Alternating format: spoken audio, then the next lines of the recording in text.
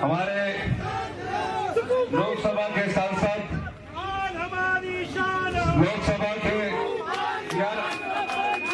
लोकसभा के सांसद प्रत्याशी श्री आनंद शर्मा जी इस क्षेत्र से कांग्रेस के ईमानदार, सरल, सहज जिंदगी जीने वाले, शराफत से भरपूर देवेंद्र जग्गी जी जो धर्मशाला क्षेत्र से कांग्रेस के प्रत्याशी है,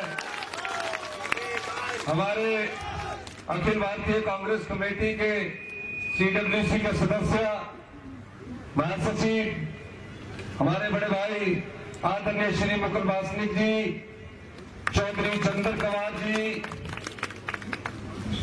हमारे यादविंदर गौबा जी कैबिनेट मिनिस्टर, हमारे रघुवीर सिंह बाली जी कैबिनेट मिनिस्टर, हमारे आशीष पटेल जी CPS, किशोरीलाल जी CPS, पूर्व कांग्रेस कमेटी की अध्यक्षा हमारी विप्लव ठाकुर जी, केवल पठानिया जी, विप, हमारे सभी, जिसका नाम भूल गया तो वो सभी सम्मानित है और गर्मी में कई बार नाम भूल भी जाते हैं। सम्मानित मंच करण सिंह पठानिया जी जो जिला कांग्रेस कमेटी के अध्यक्ष है, जिला ब्लॉक कांग्रेस कमेटी के अध्यक्ष हमारे हरभजन सिंह जी, और धर्मशाला के दूर दराज के क्षेत्रों से आए माताएं, बहनें, युवा साथियों, प्यारे बच्चों, 15 महीने पहले आपके आशीर्वाद से हिमाचल प्रदेश में कांग्रेस की सरकार बनी। सरकार बनने के बाद जब मैंने ऐतिहासिक रिज मैदान से शपथ ली, मेरे मन में सिर्फ एक ही उद्देश्य था कि जो भ्रष्टाचार पिछले कई सालों से व्यवस्था में पनप रहा है, उस भ्रष्टाचार पर लगाम लगाई जाए और जो योजनाएं हैं वो आम आदमी तक पहुंचे, गांव के किसान तक पहुंचे। इस दृष्टि से मैंने काम करना शुरू किया और अधिकारी और कर्मचारी जब आते थे उन्होंने अपना लेखा जोखा मुख्यमंत्री बनने के बाद मेरे सामने प्रस्तुत किया। जब मेरी उनसे पहली बैठक हुई, उन्होंने कहा कि प्रदेश का खजाना खाली है, प्रदेश के पास रोजमर्रा का खर्चा चलाने के लिए भी पैसा नहीं बचा है। मैंने उनसे पूछा कि 5 साल भारतीय जनता पार्टी की सरकार चलती रही और आप सब उसमें अधिकारी थे, सब महत्वपूर्ण पदों में थे, आप क्या करते रहे?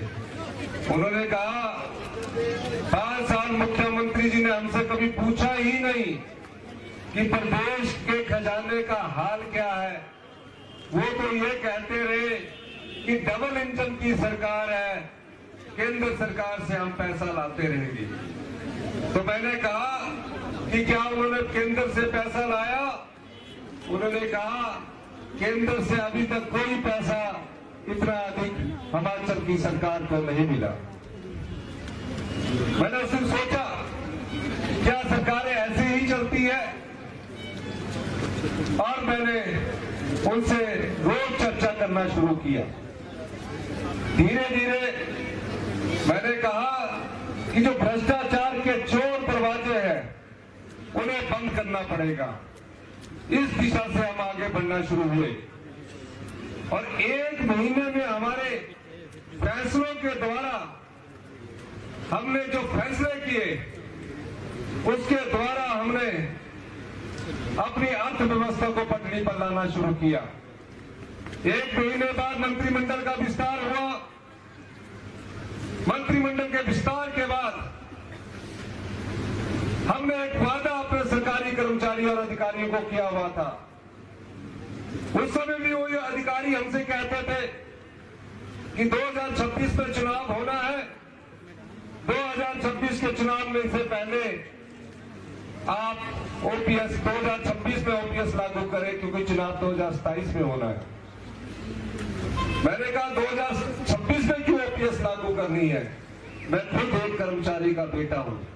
मैं जानता हूं कि जब बुढ़ापे की पेंशन, सामाजिक सुरक्षा मिलती है तो परिवार कितना स्वाभिमान फील करता है। मेरे पिताजी ने लेकिन मेरे पिताजी जो सरकारी कर्मचारी थी, उनकी पेंशन मेरी माताजी को मिलती है। और जब भी मैं उनके पास जाता हूं, वो अपनी अंदरली जेब से मुझे 500 रुपया निकाल के देती है।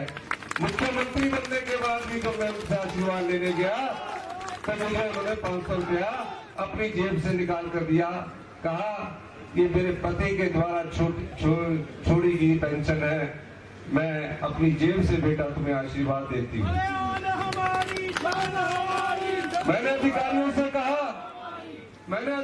से कहा नहीं, 2026 में हम सरकारी कर्मचारी अधिकारियों को पेंशन नहीं देंगे। हम पहली कैबिनेट में इनको पेंशन देंगे और पहली कैबिनेट में 1,36,000 सरकारी कर्मचारी और अधिकारियों को पेंशन मिलना शुरू होगी। 9,000 कर्मचारी ऐसे हैं।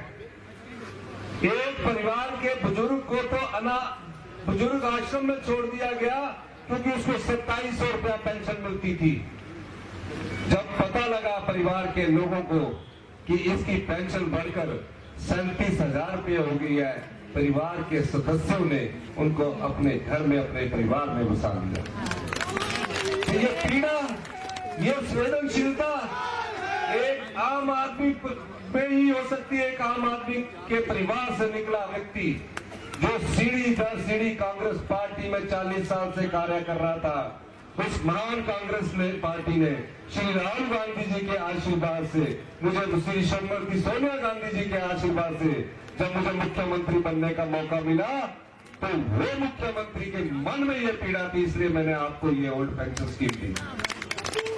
4 महीने बीते, प्रदेश की सबसे बड़ी त्रासदी का हिमाचल प्रदेश ने सामना किया। इतिहास में ऐसी त्रासदी आप लोगों ने कभी नहीं देखी। आजादी के बाद की सबसे भयंकर तबाही हिमाचल प्रदेश में हुई।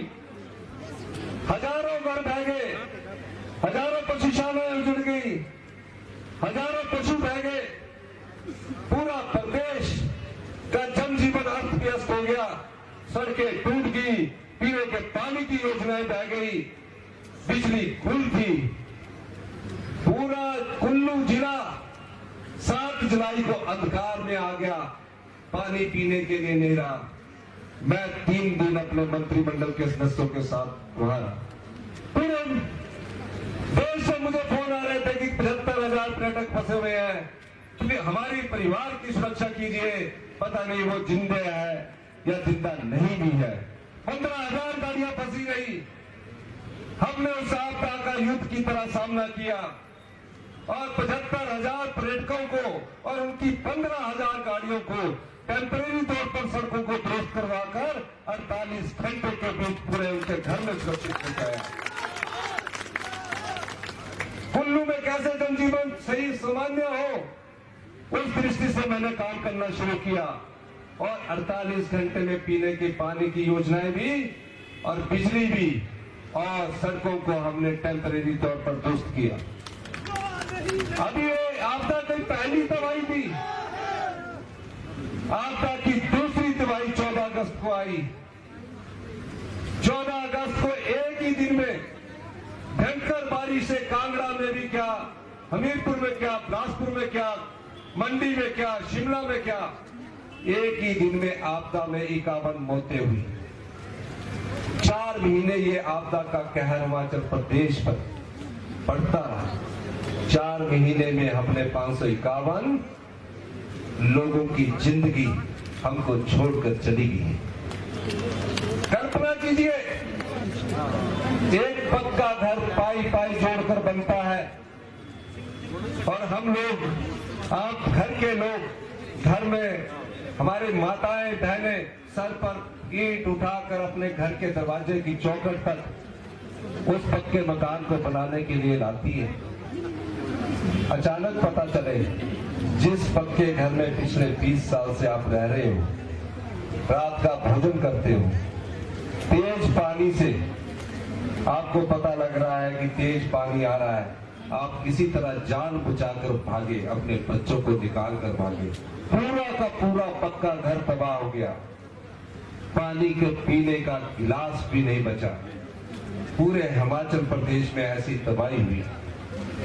हम उस तबाही से लड़ने की पूरा प्रयास करते रहे। भारतीय जनता पार्टी के जयराम ठाकुर जी, उनकी सरकार के उनके जो विधायक थे, राजनीति करते थे, बार बार कहते रहे कि विधानसभा का सत्र बुलाइए।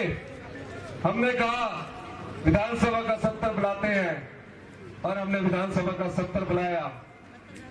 3 दिन तक चर्चा हुई। 3 दिन की चर्चा के बाद जब आपदा प्रभावित हिमाचल प्रदेश के साथ खड़े होने की बात आई, भारतीय जनता पार्टी ने उस आपदा प्रभावित परिवार हिमाचल प्रदेश के साथ खड़ा होने में असमर्थता जताई और उसके पक्ष में बोल नहीं दिया।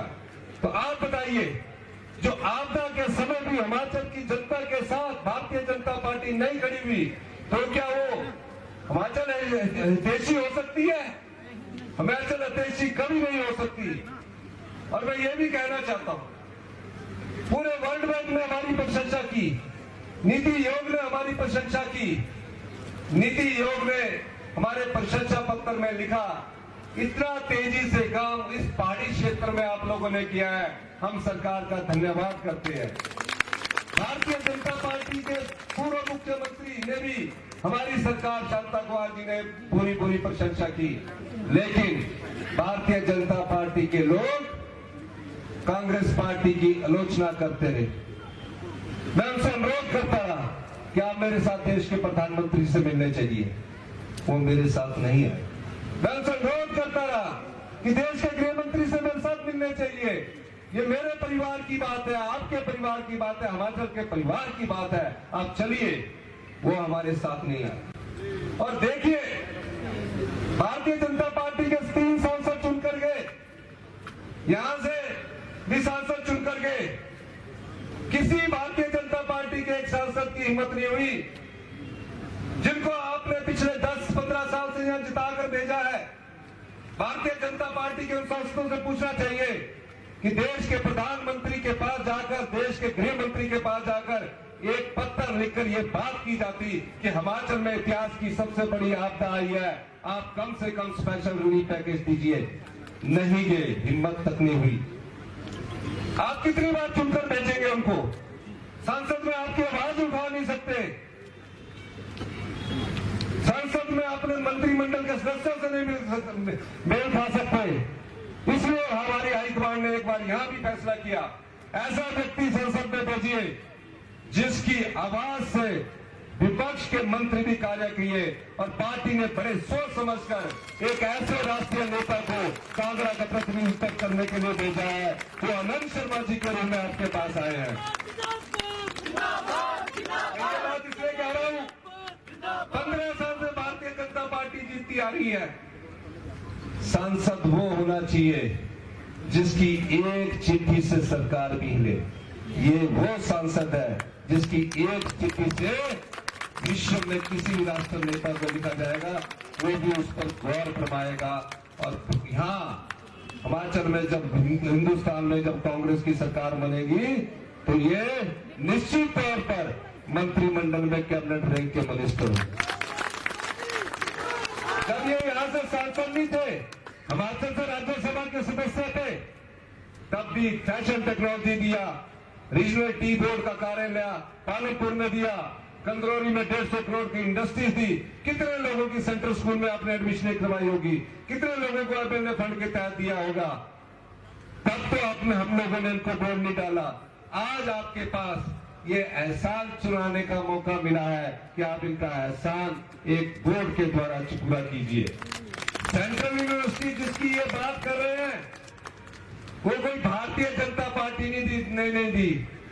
वो 2009 में आनंद शर्मा जी कैबिनेट मिनिस्टर थे, डॉक्टर मनमोहन सिंह जी देश के प्रधानमंत्री थे, उनके द्वारा दी गई। और जो चंद्रांगल पर राजनीति कर रहे हैं, मैं कहना चाहता हूं, हम वो 15 करोड़ रुपया फॉरेस्ट की क्लियरेंस का जमा करवाएंगे।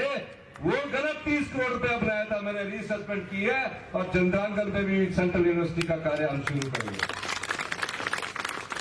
मैं बात आपदा की कर रहा था, भारतीय जनता पार्टी हमारे साथ नहीं खड़ी।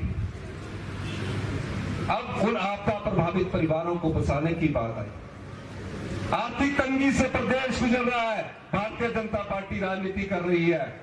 और मैंने रात दिन मेहनत करके हमारे मंत्रिमंडल के सदस्यों ने 4500 करोड़ रुपए का आपदा प्रभावित परिवारों को मुआवजा देने का घोषणा की।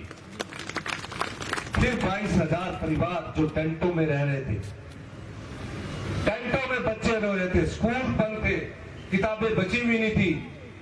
मैंने कहा जो 22,000 परिवार, अक्टूबर का महीना शुरू होने वाला है, इन 22,000 आपदा प्रभावित परिवार अगर गांव में किराए का मकान मिलता तो हम 5,000 रुपया महीना किराए का देंगे, 10,000 रुपया शहर में भी देंगे। ये पहली ऐसी योजना थी।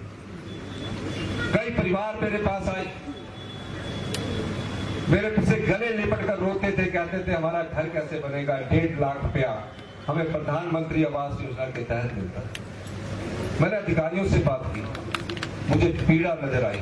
मैं अपने घर को देखता था कि हमारा घर पक्का बनता है तो कितना समय लगता है। मैंने उस पीड़ा को महसूस किया जब मैंने समझा कि 1.5 लाख से तो घर बनता नहीं है।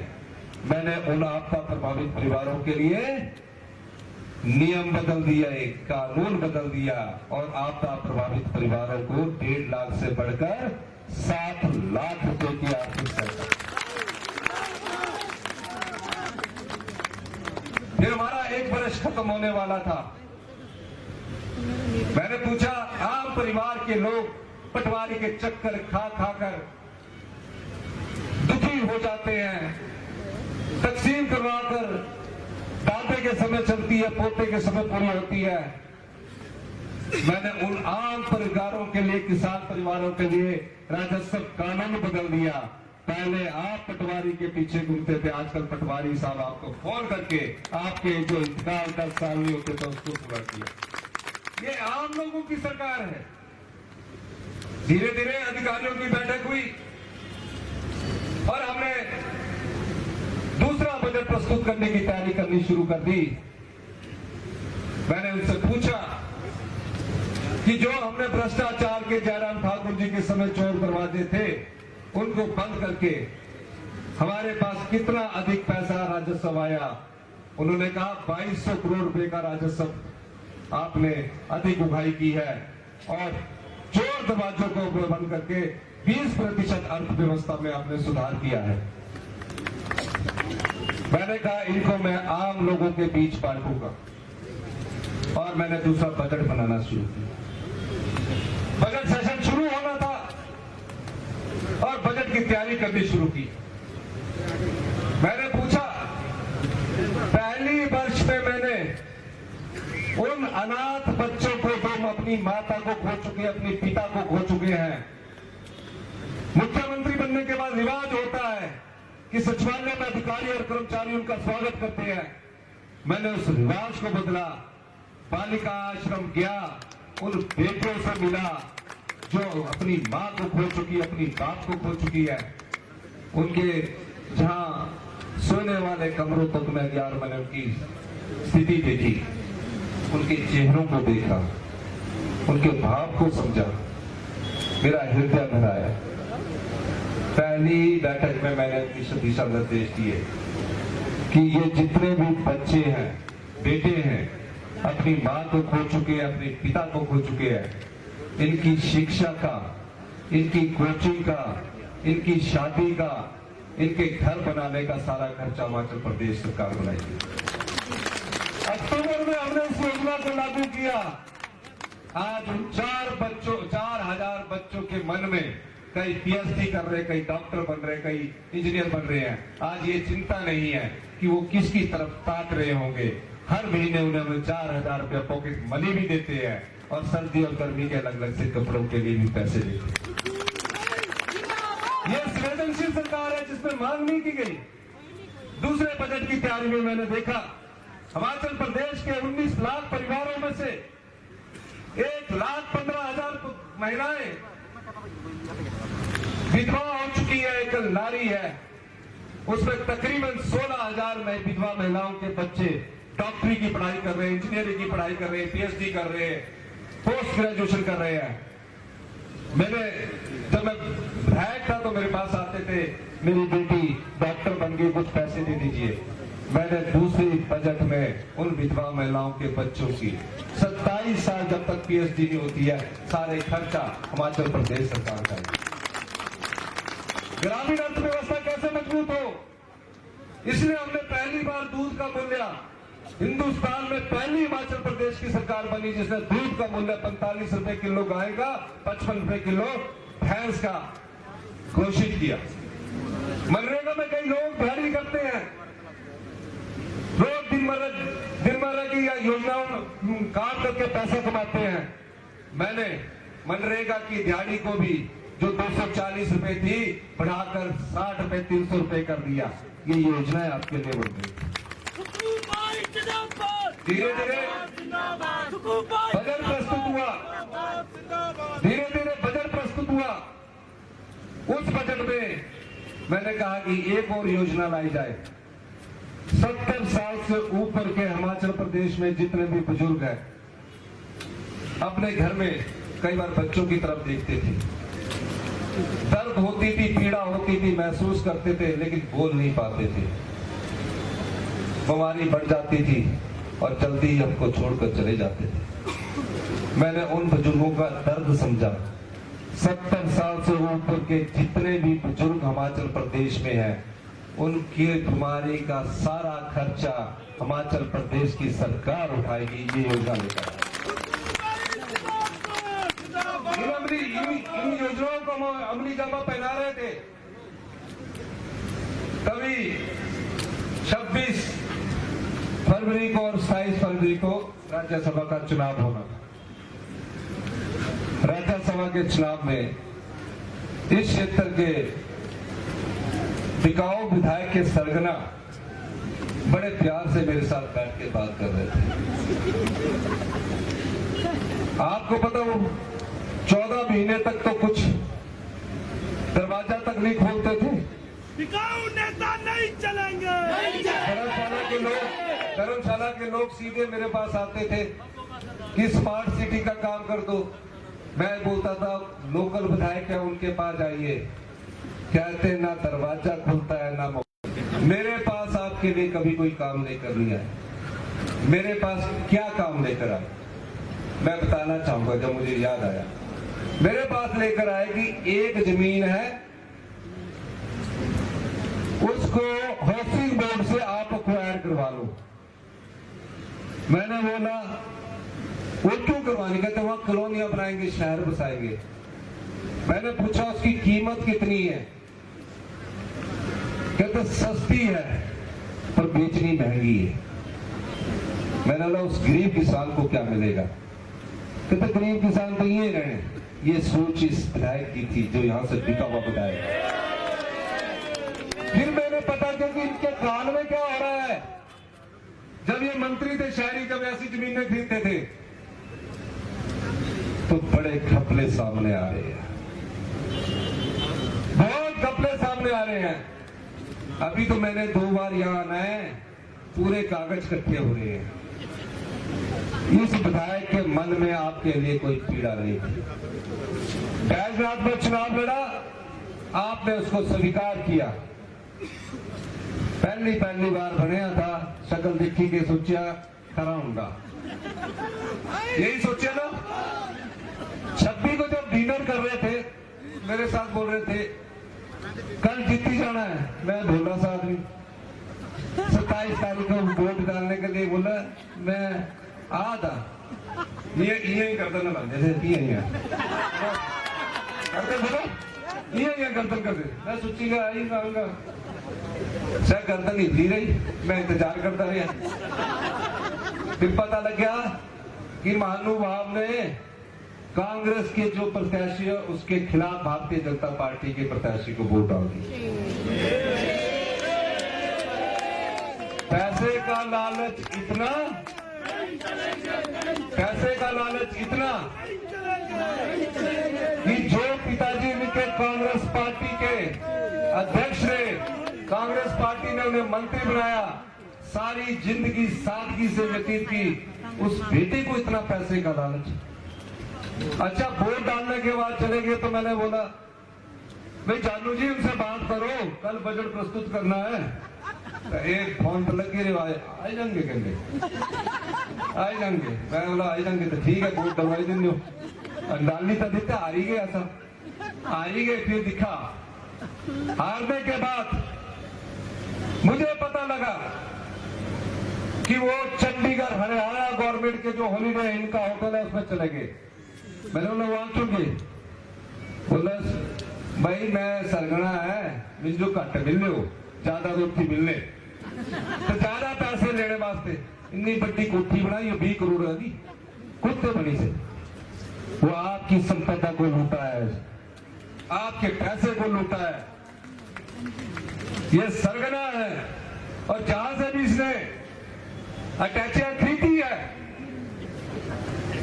इनको तो 2 अटैचियां मिली है, उसमें से कुछ पैसा तो ये धर्मशाला में ले आए हैं, कुछ पैसा निकलने में दिक्कत आ रही है। वो जो पैसा ये चुनावों से पहले आपको बांटेंगे, वो आपका पैसा है, खूब लेना अपने इनसे, लेंगे ना, खूब लेना इनसे पैसा। बिंदी सुर्खी के साथ 51 सोने में 21,000 का टिक्का लगवाना। जानी वोट की बारी आनी तो इस बिगे विधायक के सरगना को रास्ता दिखाना होगा। वाले नेता नहीं, मैं ये बात इसलिए कहना चाहता हूँ, नेता नहीं चले। मैं ये बात इसलिए कहना चाहता हूँ, वोट डालने के बाद आप इनसे सवाल पूछिए, वोट डालने के बाद आप इनसे पूछिए कि आप ये बताइए 1 महीना आप हिमाचल की सीमा के अंदर क्यों नहीं आए? आप 1 महीना धर्मशाला क्यों नहीं हुए? क्योंकि इतनी अधिक संपत्ति बना रखी है, अब इन पैसों को कहीं कहीं छुपा रहे हैं। क्या करना वो पैसा? जहां परिवार की देखभाल ना हो सके, क्या करना वो पैसा? जहां घर वालों की देखभाल ना हो सके, क्या करना वो पैसा? जहां आप जनता को नचोड़कर पैसे के लालच में अपना ईमान बेच रहे हो। अगर ईमान बेचना है तो फिर जनता के नोट से जब चुनकर आते हैं तो आपने जनता की भावनाओं को बेचा है। ऐसे विधायक को आप माफ करेंगे? हाथ खड़ा करके बताइए सारे, जो दोनों हाथ खड़ा करके दिखाइए। सुधीर ही गद्दार है, गद्दार है। मैं एक बात और कहना चाहता हूँ, मुझे पता है गर्मी बहुत है, लेकिन मैं आज आपके बीच में आया हूं। हमारी मुख्यमंत्री की कुर्सी को कोई खतरा नहीं है। ये चुनाव मुख्यमंत्री की कुर्सी के लिए नहीं हो रहा है। ये चुनाव जिस वोट को ये चुनाव अरे भैया ये चुनाव इसलिए हो रहा है, एक वोट 75 साल पहले कांग्रेस पार्टी की नीतियों के द्वारा हिंदुस्तान की जनता को मिला था। हजारों साल हम गुलाम थे, पहले कोई वोट नहीं होता था 1947 से पहले। और इस वोट के दम पर हम जब विधायक बनते हैं, ये आपकी ताकत है जो हमें विधायक बनाती है, ये जनता की ताकत है जो हमें मंत्री बनाती है, मुख्यमंत्री बनाती है। 1 जून को जो चुनाव होने जाएगा वो कोई मुख्यमंत्री की कुर्सी का चुनाव नहीं है, वो आपकी भावनाओं का चुनाव है। आप हिंदुस्तान की भविष्य की राजनीति को दिशा दिखा सकते हैं। आप 75 साल पहले जो लोकतंत्र मिला है उसको दिशा दिखा सकते हैं। और इस दिशा में अगर आप, उन्होंने हमारी एक राज्यसभा की सीट चुराई है, अगर आप 4 लोकसभा की सीटें और 6 विधानसभा की सीटें जिताकर अगर आप भेजोगे तो पूरे हिंदुस्तान में एक मैसेज आएगा कि जो लोग नोट के दम से सत्ता प्राप्त नहीं कर सकते, अगर वोट के दम से सत्ता की कुर्सी हथियाना चाहते हैं तो जनता उसका ये हाल करेगी। तो क्या आप धर्मशाला क्षेत्र में जो बिकाऊ विधायकों का सरगना है, 1 जून को अधिक से अधिक उस बिकाऊ विधायक के विरोध में हमारे धुरिंदर चक्की जी को वोट डालेंगे? हाथ खड़े करेंगे, जोर से बोलिए, पीछे वाले बोलिए।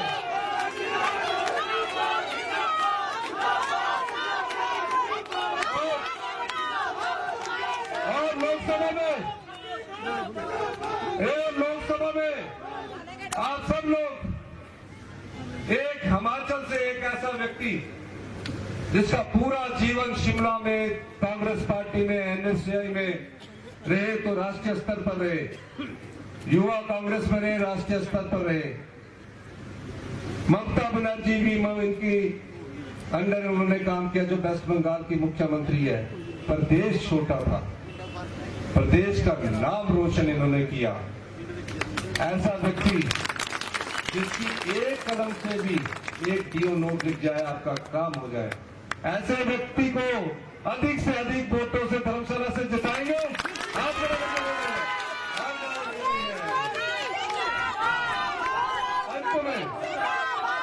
में मैं आपको एक कहना चाहता हूँ, अंत में मैं ये कहना चाहता हूँ, हमारे पास धन बल नहीं है, साढ़े बल जब पैसा नहीं है, मिंजो बने अली 15 महीने हुए।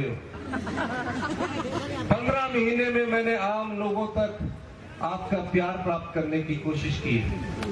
मैं गरीब का दर्द जानता हूँ, आम परिवार से निकला है, आम परिवार से निकला हूँ, आपकी पीड़ा जानता हूँ।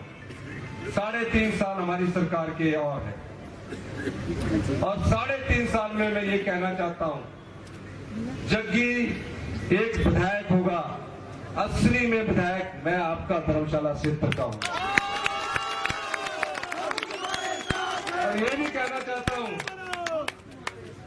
जितने भी ये भ्रष्टाचारी हैं, जो राजनीतिक मंडी में बिके हैं, कितनी भू माफिया के तौर पर काम किया है, आने वाले वक्त में अगले 10 दिन के अंदर उसका खुलासा आपके सामने करूंगा।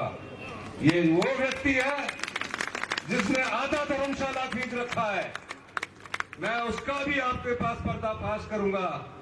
ये लोग आपकी सेवा के लिए नहीं आए हैं, ये ऐशो आराम के लिए आए हैं। ये लोग आपकी पीड़ा को नहीं समझता है। ये व्यक्ति जो यहाँ है, जो यहाँ से बिकाऊ विधायक है, वो आपकी भावनाओं का शोषण करके आज सबसे बड़ा यहाँ धनवान बन बैठा है, सबसे बड़ा भूमाफिया बन बैठा है। ऐसे व्यक्ति को सबक सिखाना है। 3.5 साल हम आपकी सेवा करेंगे। और जो जयराम ठाकुर जी कह रहे हैं कि कांग्रेस सरकार की फिल्म अभी 15 महीने की है, 4 जून को तो ये ब्लॉकबस्टर होने जा रही है। 4 जून के बाद 3.5 साल तक ये फिल्म बहुत ब्लॉकबस्टर पूरे प्रदेश में होगी। और जब इस फिल्म का पार्ट 2 2027 में आएगा, वो इससे भी अच्छी फिल्म होगी, क्योंकि हिमाचल की जनता धनबल को हराएगी और जनबल को जिताएगी।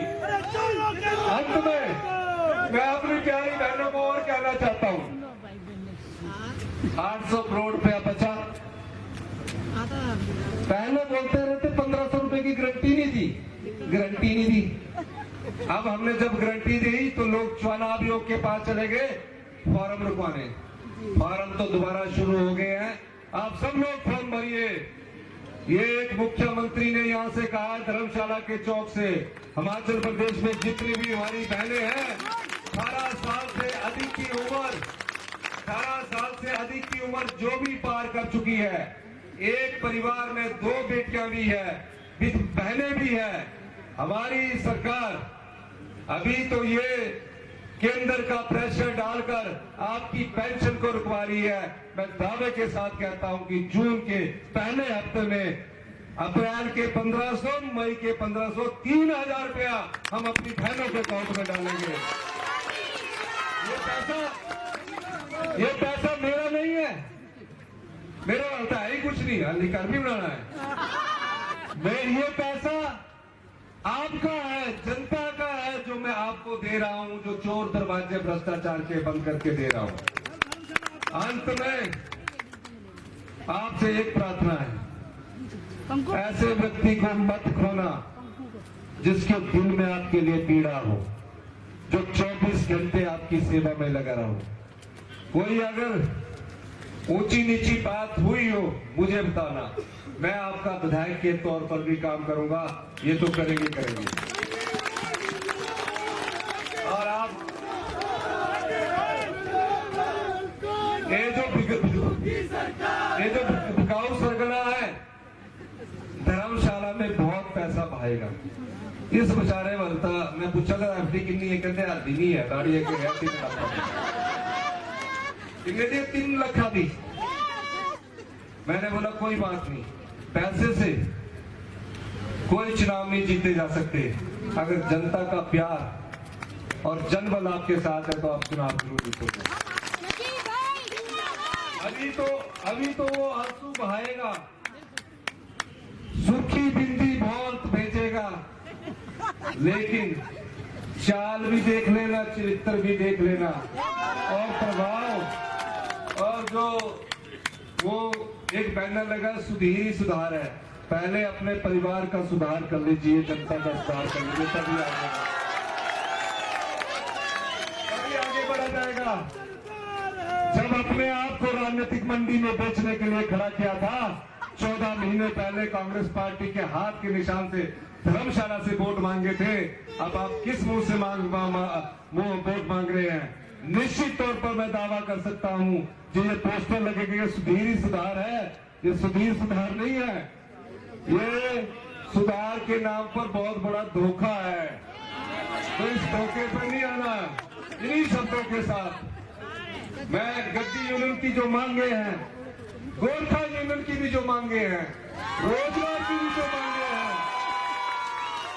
ओबीसी की जो मांगे हैं, अभी मैं इस मंच से नहीं बोल सकता। सभी मांगों को चरणबद्ध तरीके से पूरा किया जाएगा। और हिमाचल प्रदेश की पहली ऐसी सरकार है जिसने वाल्मीकि समुदाय के लिए 500 घर बनाने के लिए 3 लाख रुपए प्रति घर का बजट में प्रावधान किया है। मैं आपका हूं, मुझे कोई ज्यादा मुख्यमंत्री की कुर्सी की लालसा नहीं है, लेकिन जब तक रहूंगा आपकी पीड़ा और दर्द को एक आम परिवार की तरह सोचकर उसके लिए कार्य करता रहूंगा। यही शब्द मैंने आपको कहने हैं। बहुत बहुत धन्यवाद। कांग्रेस पार्टी, कांग्रेस पार्टी, अनंत शर्मा जी, जगदीश जी, ये हाथ पक्के एक दिन पे खड़े हैं। धन्यवाद।